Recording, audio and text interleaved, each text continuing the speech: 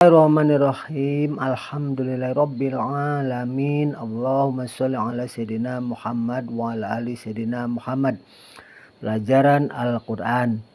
Bila kita sedang mengaji, kemudian menemukan ada mim kecil di antara ayat, ya, di atas, biasanya itu disebut dengan waqaf lazim, dan biasanya di samping mushaf juga tertulis di samping sisinya itu ada mim kecil, itu namanya waqaf lazim.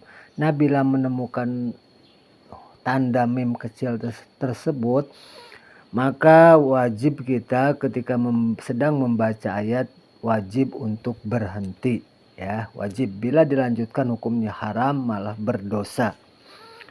Yang kedua, bila kita sedang mengaji Al-Quran kemudian menemukan titik 3 berjumlah 2, ada titik 3 dan ada 2 kali, ada tertulis 2 kali, ya, ada 2 titik 3-nya. Itu dinamakan dengan mu'anaqah. Cara membacanya harus berhenti di salah satu titik 3 tersebut, ya, begitu. Itu disebut mu'anaqah. Biasanya di Al-Qur'annya tertulis titik 3 seperti ini. Tuh, 2, 3. Nah, seperti itu. Itu namanya mu'anaqah. Maka harus berhenti di salah satu titik 3. Mau berhenti yang pertama atau berhenti yang kedua itu boleh. Kemudian bila kita sedang mengaji Al-Quran kemudian menemukan tanda-tanda seperti ini, tanda to, tanda kola, tanda kofa, tanda jim, ini disebut dengan tanda waqaf, maka sebaiknya kita berhenti, ya.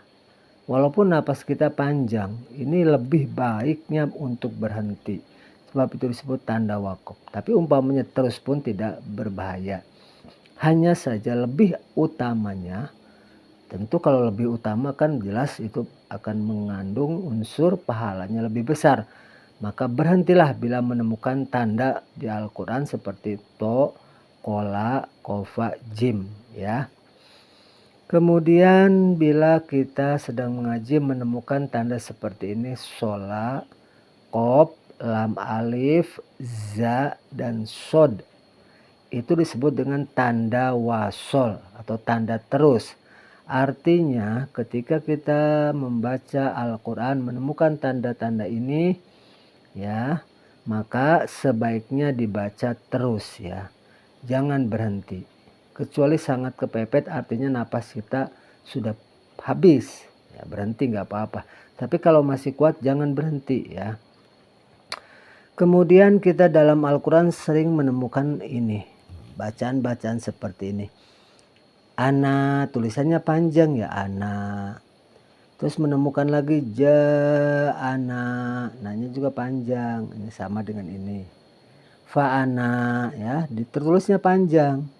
Liko ana, sama kan panjang. Itu gimana membacanya? Ini beda-beda, ya. Nah, ana yang ini naknya ini harus dibaca panjang. Kenapa begitu? Karena didahului huruf alif, ya, ana. Maka bacanya harus ana pendek. Nggak boleh ana, nggak boleh, ya. Kemudian bila kita menemukan lafaz ja'ana, ini bagaimana naknya, ini panjang apa pendek? Nah, kalau yang ini bacanya tetap panjang. Kenapa? Karena ini adalah didahului huruf hamzah, ya, begitu. Jadi bacanya tetap ja'ana,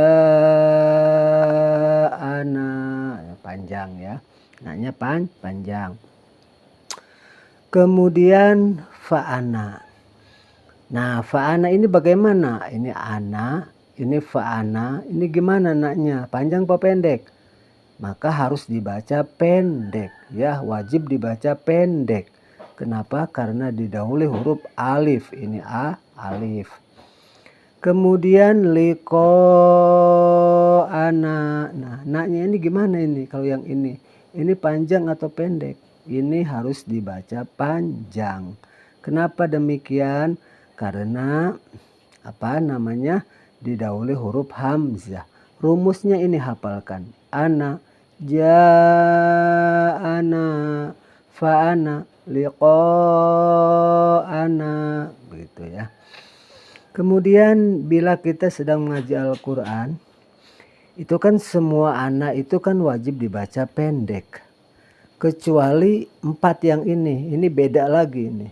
Nah ini gimana ini kan nih. Ana ba, ana bu, ana siya, al anamila. Ini bagaimana ini? Nah kalau yang ini ana ba, ana bu, ana siya, al anamila, ini wajib tetap dibaca panjang. Jadi harus ana ba, ana bu, ana siya, al anamila. Tidak boleh ana ba, ana bu, ana siya, al anamila. Tidak boleh ya. Ini beda lagi, ini panjang. Maka rumusnya semua ana dibaca pendek naknya. Kecuali yang 4 ini. Yang 4 ini tetap panjang. Ana ba, ana bu, ana siya, al anamila. Semoga bermanfaat terkhusus bagi pemula atau yang belum tahu, dan bagi yang sudah tahu dan alim, saya mohon maaf dan mohon koreksinya, dan semoga menjadi tambah hafal untuk kita semua. Wallahu a'lam bishawab.